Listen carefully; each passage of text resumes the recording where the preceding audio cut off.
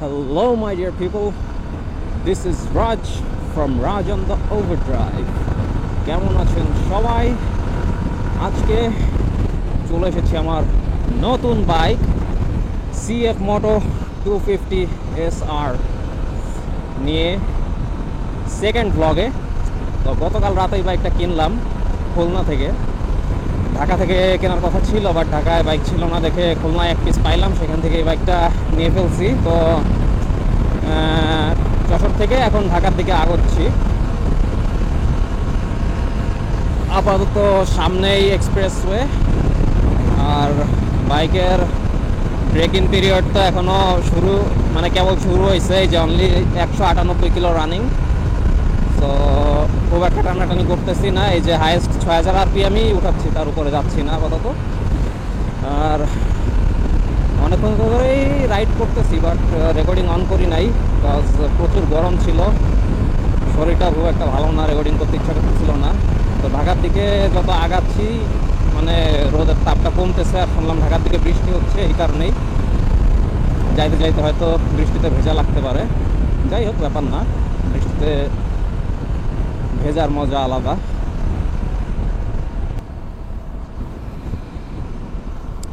ওয়েদারটা এখন খুবই জোস লাগতেছে, খুবই জোস। ঠান্ডা বাতাস, আকাশে মেঘও আছে, এই এক সাইড দিয়ে হালকা রোদও পড়তেছে, একবারে রিল্যাক্স রাইড দিতেছি। আর এই বাইকে রাইড দেওয়াও কোনো প্যারা নাই। R15-এ যেমন লং টাইম ঝুঁকে থেকে রাইড দেওয়া লাগতো, এর সিটিং পজিশন কিন্তু অনেক up ride, almost like CBR। তো স্পোর্টস বাইক যে রাইড দিতেছি, এটা এই বাইক চালাইলে মনেই হয় না। এইরকম রিল্যাক্সে বাংলাদেশে থাকা অন্য কোনো স্পোর্টস বাইক রাইড করা যায় বলে আমার জানা নাই। যেইটুক চালাইলাম, দারুণ একটা এক্সপিরিয়েন্স। বাট এই গ্রাউন্ড ক্লিয়ারেন্স নিয়ে একটু প্যারা খাইছি। সিঙ্গেল চালাইলে যদিও সমস্যা হয় না, বাট পিলিয়ন নিয়ে চালাইলে এই যে এইরকম বড় বড় স্পিড ব্রেকারে যদি ডাইরেক্ট উঠায় দেওয়া হয়, তাহলে তলায় সাইলেন্সারে ঘষা খায়। একটু বাঁকা করে উঠাইতে হয় বা একবারে স্লোলি উঠাইতে হয়। এইটা ক্লিয়ারেন্সটা একটু আপ করা যায় কিনা ট্রাই করে দেখতে হবে।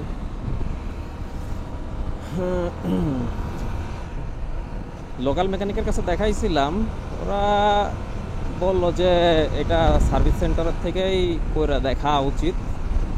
ও হাত দিতে চাইলো না, হয়তো করলে করানো যাইতো, বাট আমি ভাবলাম আচ্ছা থাক, আপাতত ফার্স্ট সার্ভিস তো দিবই, সেই সময় ওদের বলবো যে অ্যাডজাস্ট করে কোনো একটা ব্যবস্থা করা যায় কি না।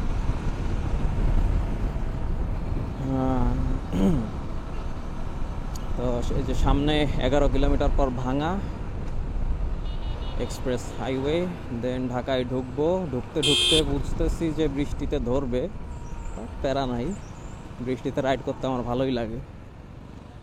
আচ্ছা, এখানে আমাদের নেক্সট স্টপ।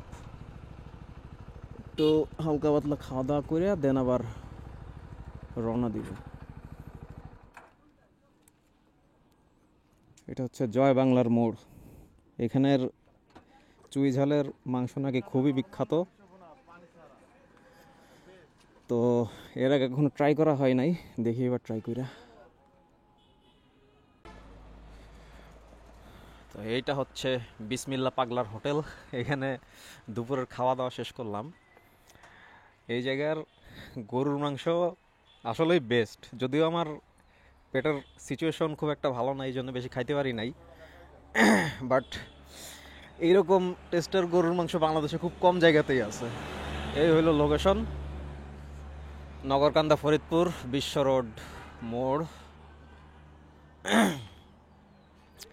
এই জায়গাতে যদি ট্যুর করতে করতে আসেন, তাহলে অবভিয়াসলি এই হোটেলে খেয়ে যাবেন। একবারে এই ছোটোখাটো একটা নর্মাল দেখতে হোটেল, বাট এদের খাবারের কোয়ালিটি খুবই ভালো। আসলে স্পেশালি এই গরুর মাংসটা খাবেন, 150 টাকায় 1 প্লেট 5 পিস মাংস।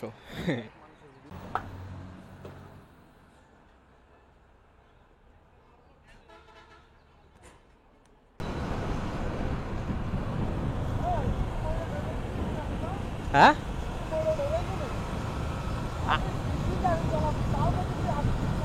আমি তো আস্তেই চালাইতেছি। 90 ক্রস করি নাই তো।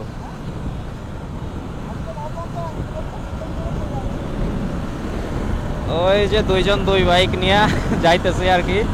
পালসারটা আর এক ফ্রেন্ডের, ওর গাড়িটা যশোরে ছিল, তো ঢাকায় নিয়ে যাওয়ার জন্য আমাকে বলছিল সেই সময়, এই জন্যে ওই বাইকটাও নিয়ে আসলাম সাথে করে। এখন আমি যেহেতু এই বাইকটা কিনে ফেলছি, এটা যশোর থেকে কেনার প্ল্যানিং ছিল না, ওই আরপিএম 6000 ক্রস করে যাইতেছি। ওর সাথে রেস দেওয়ার দরকার নাই, আমার পিরিয়ড মেনটেন করি আমি। ওই পালসার নিয়ে টানতেছে, টানুক, আমার ব্রেকিং পিরিয়ড শেষ হোক, আমিও টানবো। এই বাইকের যে টোটো রেসপন্স, আসলে পিক আপ দিলেই আকাশে উড়ে যায়, থামতে মন চায় না। তারপরেও নিজেরা অনেক কষ্ট কন্ট্রোল করে রাখতেছি। এইরকম রাস্তায় 90-তে চালানো আসলে খুবই টাফ। আর এই বাইক কিন্তু অনলি 6000 আরপিএমে 90 টাচ করে, তো আরেকটু টান দিলে কই যাবে বুঝতেই পারতেছেন। আর টুকটাক এইটুক চালায় আমার কাছে যা লাগলো, R15 থেকে আমি এই যে সেফ মোটরতে শিফট হয়েছি, আমার কাছে এই পর্যন্ত এই বাইক কোনো দিক দিয়ে R15 এর থেকে খারাপ মনে হয় নাই, উল্টা সব দিক দিয়েই আমার কাছে বেটার মনে হয়েছে। This is currently the best value for money deal in Bangladesh, hands down. এইটা যে কারো এগ্রি করতেই হবে যদি একবার এই বাইক চালায়। কি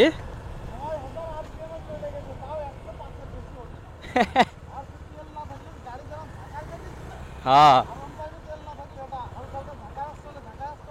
হ্যাঁ, ও গাড়ি শেষ, ও আর চলবে না।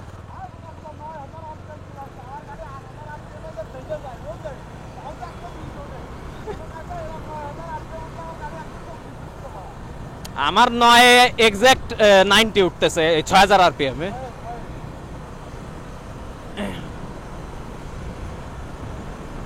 তোর পিছে